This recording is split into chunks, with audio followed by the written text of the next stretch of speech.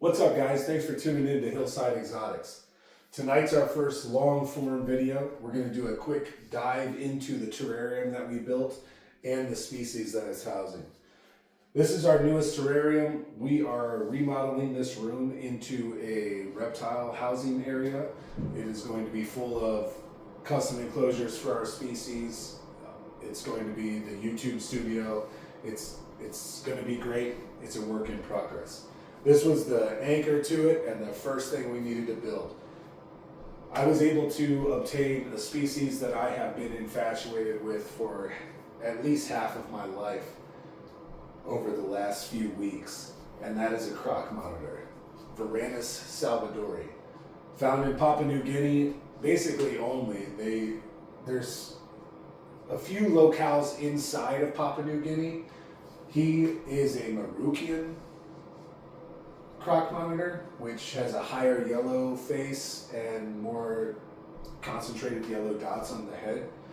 As far as I can tell, the localities pretty much only change based on appearance of the spots and how dense they are, as well as the face. This particular crocodile monitor came to us 7 days ago. In those 7 days, it has been a challenge, a learning curve, to say the least. You know, I've dealt with big monitors my whole life. I've had water monitors, I've had black throat monitors, I've had large snakes, boa constrictors, reticulated python, Burmese python. I've had about everything you can have reptile-wise, and until I got a croc monitor, I never met my real match. This guy made me nervous as soon as I opened the bag. You hear a lot of folklore and online hyperbole around croc monitors and how dangerous they are. And they are dangerous, don't get me wrong, I'm not downplaying that, but it's a little hyperbolized online, and especially in the YouTube community. And I think a lot of people in reptile content creation like to get clicks for overdoing things, acting like the croc monitor could kill you at any moment, or titling your video the only pet that could be potentially fatal. I think that gets you clicks and is not accurate. None of these animals are born mean or aggressive. What you're misinterpreting as aggression or mean behavior is usually territorial, but can also be just fear. You know, when I opened this guy's box, he ran to the corner of the cage and just tried to climb out as fast as he could. He wanted nothing to do with me. He didn't turn around and try and bite me out of spite. He didn't tail whip me or posture up or claw at me. He wanted to get away from me. And the first 2 to 3 days, I would say every time I came in here, he would be moving around, not settling in. He was frantically going up and down the back logs. Every movement I made, he was hyper fixated on me, to the point where I knew if I was in the room, I was causing him stress. So I left him alone for about 48 hours. So I'd say on day 4, I came back and I started to notice a change in him. He wasn't reacting to me moving as much. He wasn't puffing his neck up. He wasn't hissing. He wasn't curling his tail up like he wanted to use it defensively.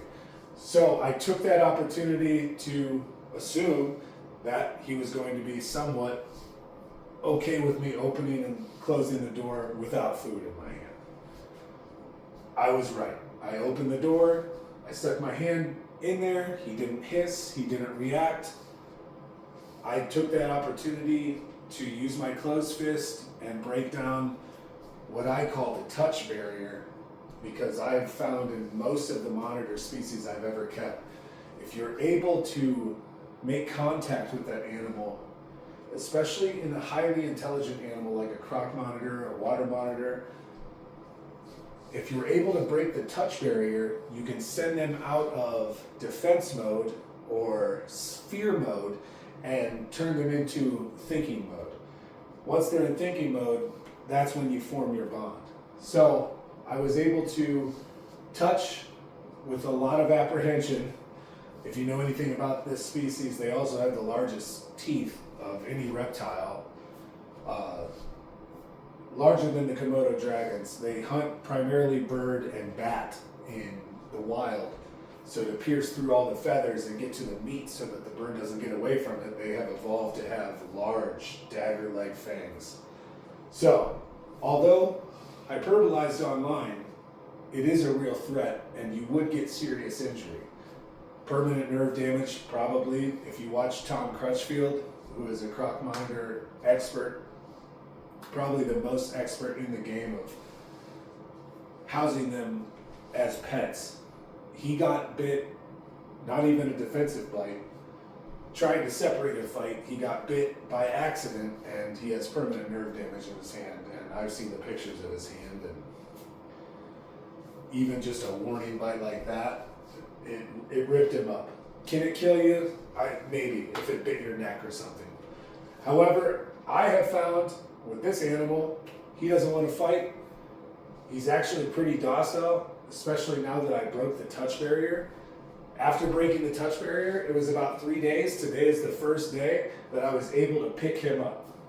I'm going to post a short later on me picking him up. I broke the touch barrier on the chin.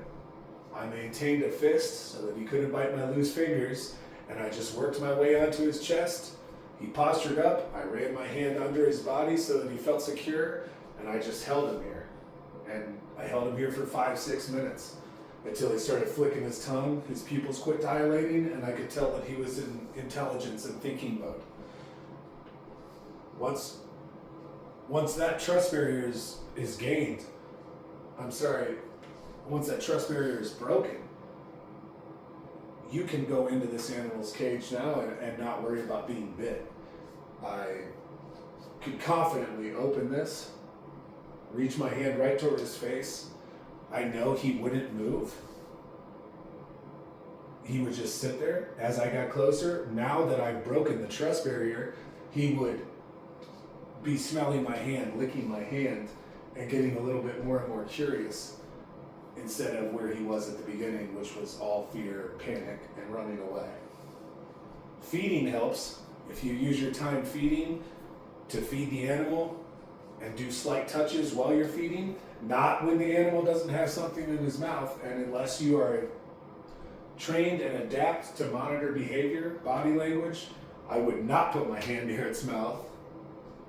He gave me all the reasons to leave him alone when I did, and he showed me all the signs that I could reach in and pet him when I did that as well.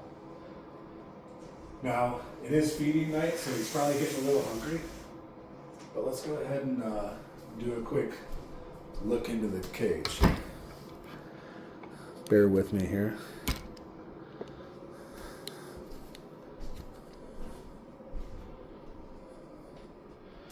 So this is our boy. We don't know his name. Now, if I reach my hand in, closed fist, he's only been here a week.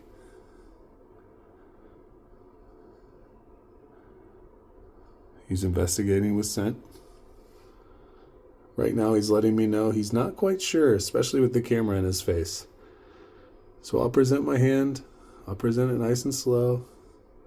Once I break that touch barrier, now he's calm. Now he's easy. Now he's breathing with his tongue.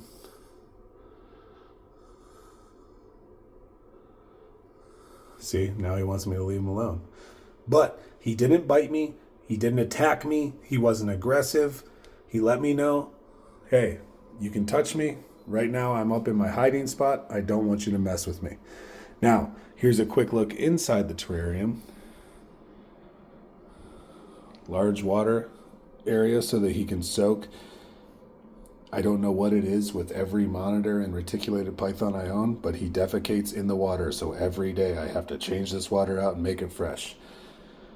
Here's a look at all the wood. This is just a linoleum that is sealed to the walls.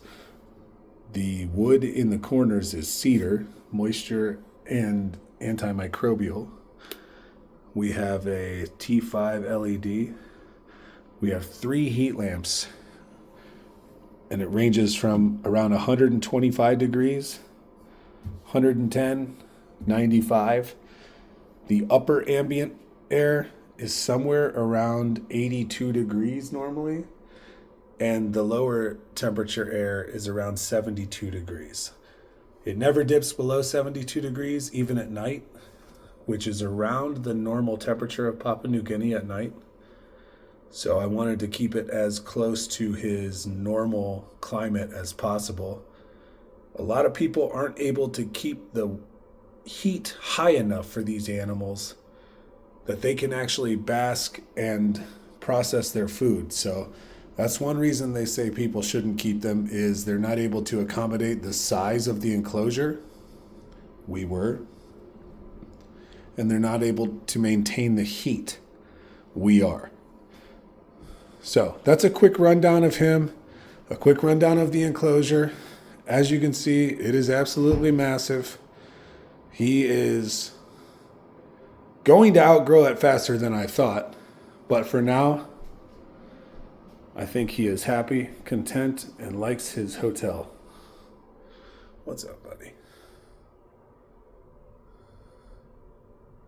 Okay, guys. Thanks for watching. Stay tuned.